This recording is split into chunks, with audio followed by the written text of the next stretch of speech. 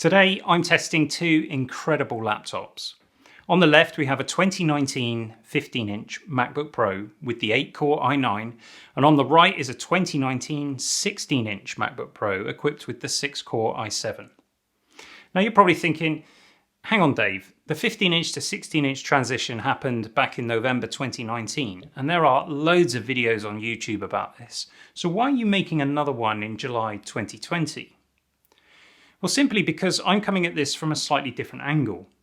I bought this 15-inch MacBook Pro just a few weeks ago, brand new.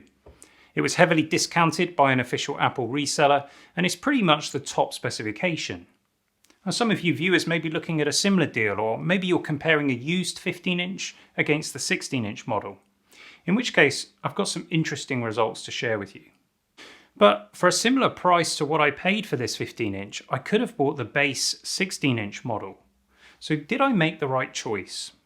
Let's do some comparisons and find out. Well, first of all, let's run through the specs for both machines. The 15-inch features the 2.4 GHz Core i9, which is an 8-core CPU. The model number is i9-9980HK. And at the time of filming, that's still the top CPU that you can spec in the current 16-inch model. And it's a beast. Now the 16-inch laptop we have here is the base model with the 2.6 GHz Core i7 6-core. The exact model number is the i7-9750H. And that's another fantastic CPU. When it comes to RAM, the 15-inch here is rocking 32 GB of 2400 MHz DDR4. Whilst the 16-inch has got 16 GB of 2666 MHz DDR4.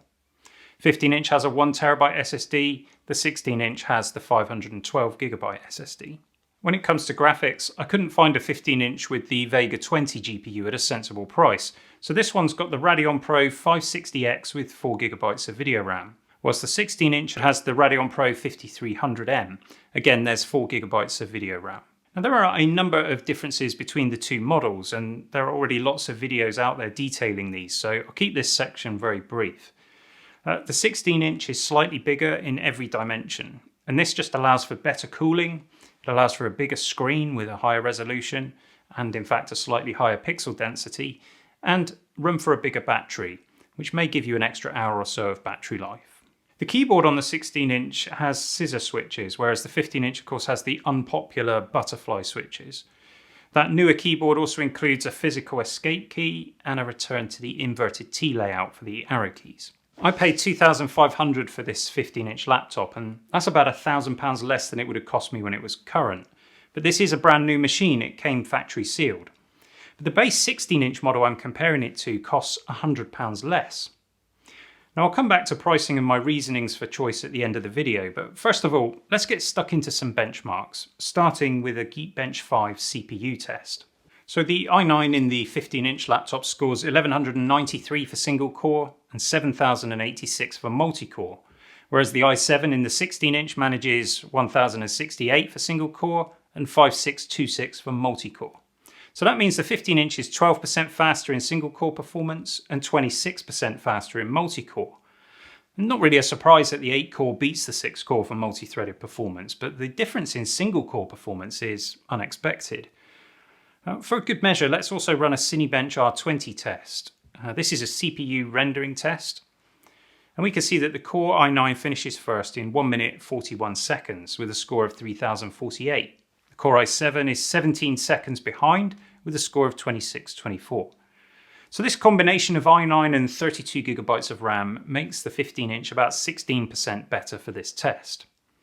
But it should be said that if you spec the same CPU in the 16-inch model, it will perform slightly quicker, and that's due to the better thermal performance of that larger chassis. That said, when we did these tests, it was the 16-inch that was spinning up its fans the loudest. Now each of these CPUs features onboard Intel UHD 630 graphics, so let's give those a test in Geekbench 5's Metal Compute test. UHD 630 graphics are pretty woeful really, and considerably behind the Iris Plus graphics that feature on other SKUs of these CPUs. But of course these MacBook Pros also have discrete AMD GPUs, so it's not really an issue, and there's plenty of performance for everyday tasks. As you can see, the 15-inch finishes first with a score of 4,942. But the 16-inch for some reason took 6.5 minutes to finish and scored only 1,574. So clearly something isn't right here. We applied the universal computer fix of turning it off and on again, and then we redid the test. And this time it scored 4,728, and that's more in line with expectation. This issue just prompted me to double check the CPU scores in case they were wrong, but actually they are still ahead of the average scores on the Geekbench 5 Mac Performance League table for this model of laptop. So I'm happy that the test is accurate. And before anyone calls foul on the Cinebench test, we actually filmed that after we had restarted the 16-inch. I'm presenting these tests in a different order to how we filmed them. Now let's move on to testing the discrete GPU.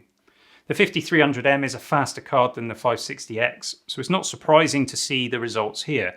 The 560X manages 18,056 and the 5300M comes in at 22,862. And that makes the 5300M about 27% faster, and that's a healthy performance margin. So let's switch gears and now do some testing of the SSDs using Blackmagic Disk Speed Test.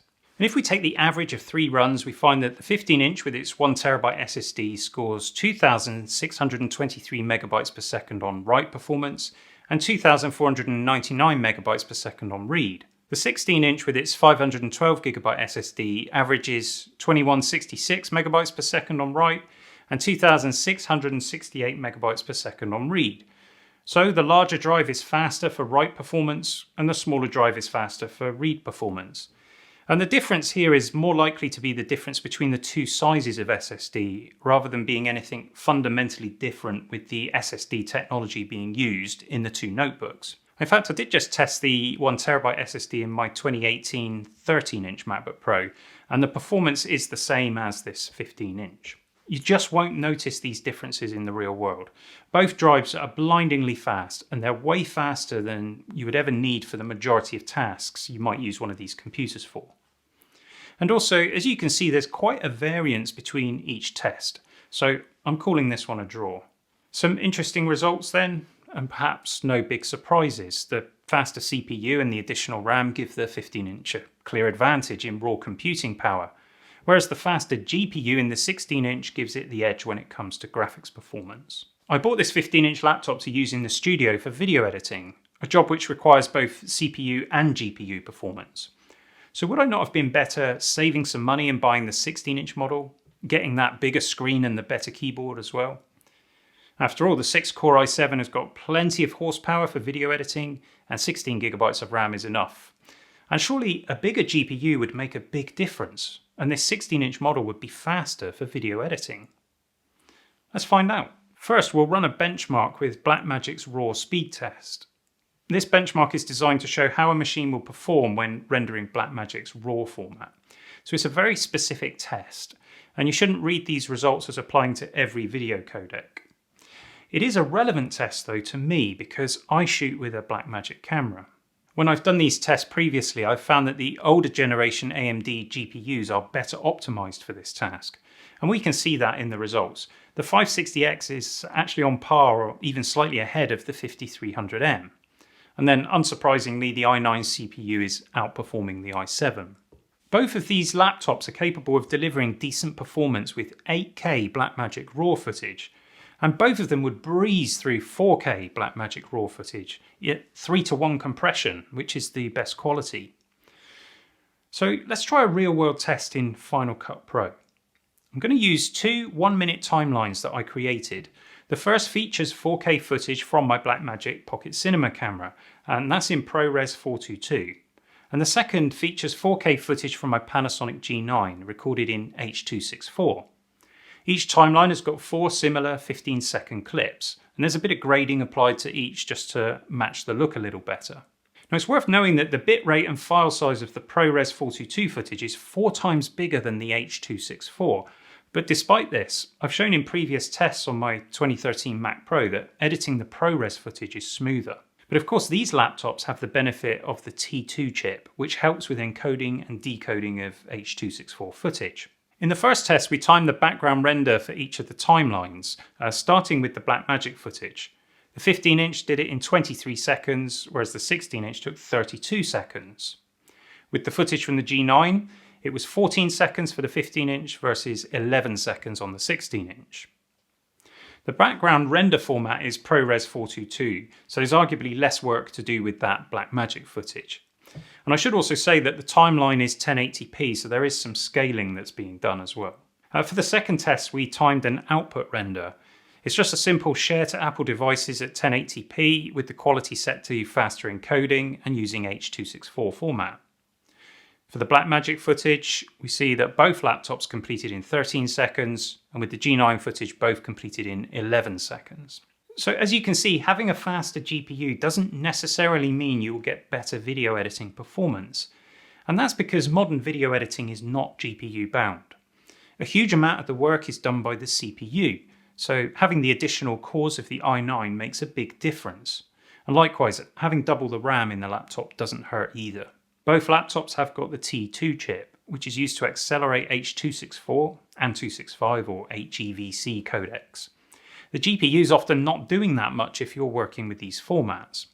Of course, there are areas where the additional horsepower of the 5300M will pay dividends, but for my workloads, it's not really an issue. Plus, I've got an eGPU with a 5700 XT in it that I can plug in if I need to. So this is a fairly limited test, but it's representative of my workload. It's pointless evaluating a machine based on a benchmark with codecs and resolutions that I won't ever be working on. And this really goes to show that you need to do your homework when you're selecting a computer for specific tasks. For my work, the 15-inch looks like it's the better option. However, if it hadn't been available at such a discount, I would of course have bought a 16-inch. Many people would lean towards the 16-inch on the basis of that keyboard alone, because it is much better at the end of the day. But that said, I have gotten used to the butterfly keyboards, and Apple offers a 4-year replacement program if you have a problem. I don't think problems are actually as common as the internet would have you believe. We've bought quite a number of these laptops for our web studio, and up until recently we've never had any problems with the keyboards. In fact, it's my laptop, my 13-inch, just recently that's had an issue where occasionally it would enter a double space when you press the space bar just once. So Apple picked up the laptop and they replaced the keyboard for me free of charge.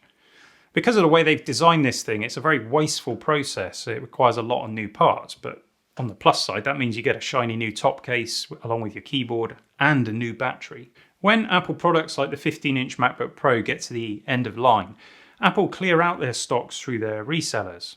However, my 15-inch is not a standard specification. It's a build-to-order or CTO specification. I bought it from Jigsaw24 in the UK, and as of today, they still have about 100 of these machines in 2 different specs available. So I assume that some deal was done with Apple to get these made up as end-of-line machines. In fact, I bought my 13-inch from the same reseller back in February. It's a 2018 model. Again, I bought it brand new, and it's maximum spec, and I got a huge discount on it. Now, when I buy Apple equipment, I've always got an eye on the resale value because I upgrade frequently. And the marketplace will always be full of standard specification machines, but there are far fewer top spec machines with the top CPUs, the more RAM and the bigger SSD. So you find these machines hold their value better. So if, like me, you upgrade every 2 or 3 years, this can make a huge difference to your total cost of ownership. When you watch various internet reviews of these laptops, they fairly consistently show the 16-inch as being a better overall machine. And you could look at that and conclude that the 15-inch is no good. Well, yeah, absolutely, the 16-inch is a better overall computer. But when this i9-equipped 15-inch came out last year, it was pretty universally praised. Apple had fixed some of the thermal throttling issues and made it an incredibly powerful machine.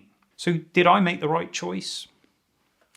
I think at the time of purchase I did, but since then, the 2 standard specifications of the 16-inch are available at quite a discount from some resellers. Amazon have got this base model at £2,000. And the 2.3 GHz i9 model with 16 gig of RAM, a terabyte SSD, and 5500M graphics is £2,400. And in fairness, that would probably have been a better choice. So should I have waited? Well, it was a business purchase and I needed it, so no. If you hold off buying an Apple laptop on the basis that Apple's about to release something newer and better, you're just going to be waiting forever. At some point, you've just got to bite the bullet. Actually, the fact that Amazon is discounting these models so heavily is probably an indication that something new is about to drop.